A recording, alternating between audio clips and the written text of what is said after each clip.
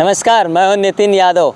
मिल्कीपुर उपचुनाव दिलचस्प हो चुका है क्योंकि अभी 2 पार्टियां थी, अब तीसरी पार्टी की एंट्री हो चुकी, आज़ाद समाज, भीम आर्मी। वहां से प्रत्याशी अभी क्लियर नहीं हुआ, लेकिन क्लियर हो गया।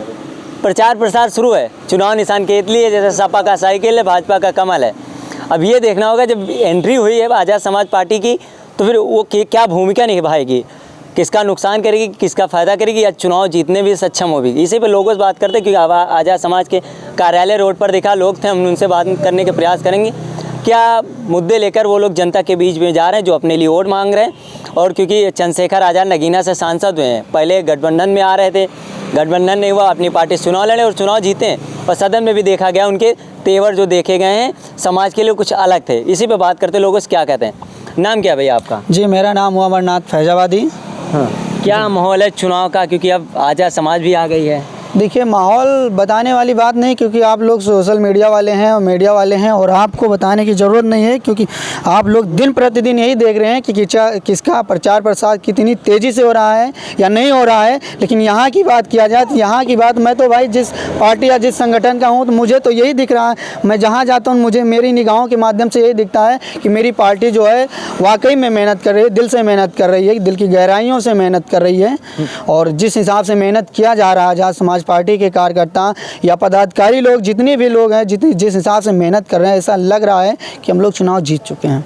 मतलब अभी डिक्लेयर हो गया आप लोग का चुनाव जीतना? जी, मेरा क्लियर हो गया है। जिस हिसाब से हमारी मेहनत है, अगर ऐसी ही हमारी मेहनत लास्ट तक रही तो हमारे अलावा कोई यहाँ से जीत ही नहीं सकता।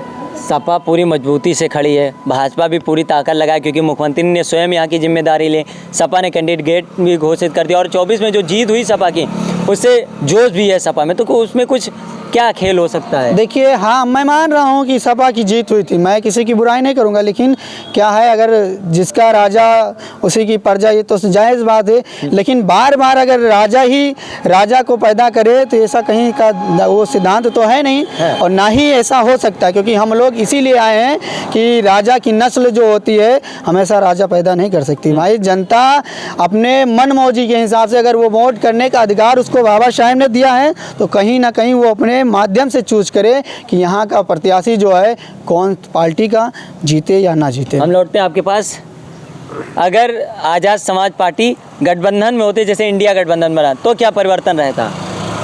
देखिए, गठबंधन को तो हम बता नहीं सकते, लेकिन जो हमारी पार्टी है, हम अपने आप से, जैसे जो पार्टी है, जैसे हमारा संगठन था पहले, उसके बाद मेरी पार्टी बनी, तो उसके बाद देखिए गठबंधन को हम जैसे किससे हो गठबंधन हो तो मुझे क्लियर नहीं है। क्योंकि मैं तो गठबंधन सपा कांग्रेस का गठबंधन होता, क्या फर्क पड़ता, और क्या प्रत्याशी आपका हो सकता था या जो सपा का है उसका आप लोग समर्थन करते हैं? देखिए, हमारे बड़े भाई चंद्रशेखर आज़ाद जी किसी को समर्थन करते या ना करते, जैसे हम तो उनके साथ ही, वो जिस रास्ते पर ले चलते हम उसी रास्ते पर जाते ना, क्योंकि हम उन्हीं के पार्टी के प्रत्याशी हैं। तो यहाँ पर मजबूत माहौल किसका लग रहा है, सपा भाजपा या आप लोगों का?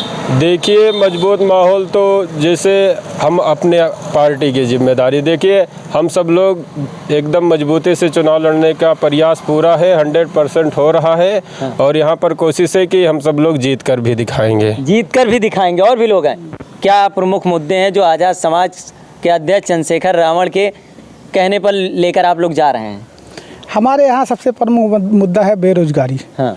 बेरोजगारी और जात भेदभाव जो अन्य पार्टियां करती रहती हैं। ये तो फिर सब लगातार विपक्ष भी कह रहा है, चाहे समाजवादी पार्टी हो, कांग्रेस भी बेरोजगारी की बात लगातार कर रही है, सपा भी कर रही है, जात जनगणना की भी बात कर रही है। तो ये वही मुद्दे हो गए फिर। जी, देखिए, जिस तरह से आप कह रहे हैं कि सारी पार्टियां कर रही हैं, तो बात सत्य है। इसके पहले ये भी कहा जा रहा था कि अभी तक लोकसभा में दिल्ली जो यहाँ का क्या बोलते हैं, हाँ, हाँ जी, बताइए, आप बताइए। क्या पूछें? जो संविधान की बात करेगा वो दिल्ली पर राज करेगा। हाँ, कहा जाता था कि जो संविधान पर बात करेगा वो दिल्ली पर राज करेगा। बताइए, आज तक इतने दिनों से यहाँ के लोग जो ओबीसी एससी समाज के लोग आते हैं, कितने सांसद हुए हैं, कितने विधायक हुए हैं, कितनी एमपी एमएलए हुए हैं, लेकिन आज तक कोई बाबा साहेब के लिखे द्वारा संविधान की बातें किया था? नहीं किया था। लेकिन विपक्ष अब तो कर रहा है। अरे यार, अब कर रहा ना, पहले कम से कम किसी ने पहले हाथ तो बढ़ाया, पैर बढ़ाया, उसकी देखा देखी कर रहे हैं लोग।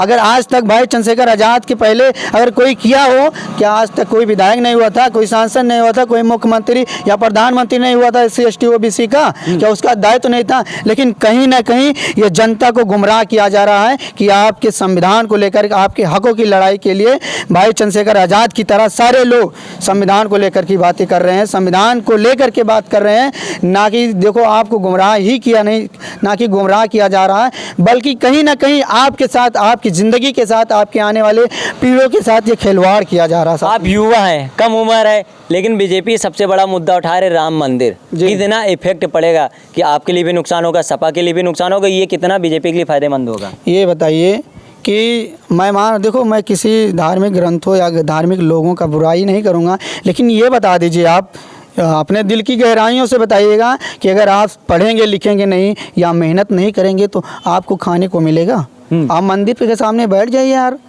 कितनी अपने परिवार को किस हिसाब से चलाएंगे वो आप जानोगे, ठीक है? अगर कोई ये बता दे कि आप SC समाज के हो, OBC समाज के हो, अगर किसी को वहाँ के मेन पंडित लोग होते हैं, अगर उन्हें पता चल जाए ये बैठने वाला शख्स जो है ये SC समाज का रहने वाला है, तो कहीं ना कहीं आपको वहाँ से भगा दिया जाए। यार अभी कुछ दिनों पहले पिछड़े दलितों को मंदिर से भगा दिया अभी हमने देखा यहाँ के जो मुख्यमंत्री थे माननीय अखिलेश यादव जी, जब वहाँ से रिटायरी हुआ, उनका कहने का मतलब जो यहाँ के मुख्यमंत्री आदित्य योगी नाथ जब जीते उसके बाद यहाँ की सीटें धुलाई गई। यार ये बात सत्य है, क्योंकि अखिलेश यादव ने जब मुख्यमंत्री पद का कार्यकाल खत्म हुआ था, योगी आदित्यनाथ मुख्यमंत्री बने थे, तब फिर मुख्यमंत्री आवास को गंगा जल से धुलाया गया था। एक केस अभी और हुआ कन्नौज में भी, अखिलेश यादव मंदिर जाते हैं, उसके बाद मंदिर को गंगा जल से धोया जाता।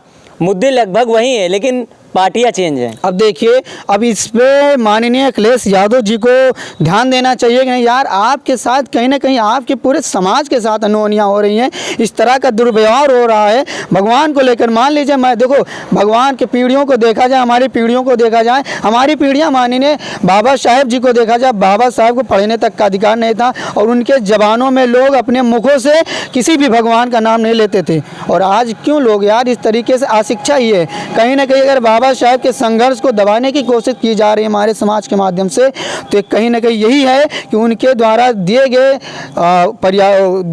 संघर्षों को, किए गए संघर्षों को, उनके द्वारा त्याग किए गए, उन्होंने अपने त्याग से अपने 4 बच्चों को खो दिया, अपने परिवार को खो दिया अपने बहुजन समाज के लिए। और हमारा बहुजन समाज कहीं ना कहीं अशिक्षा की वजह से आज भी मानसिक गुलाम है। देख लीजिए, हमने अभी बताया आपको, आपके साथ निष्पक्ष हो गया कि अभी माननीय अखिलेश यादव जी 2 बार आपने बताया कि 2 जगहों पे उनके साथ दुर्व्यवहार किया गया मंदिर को लेकर के।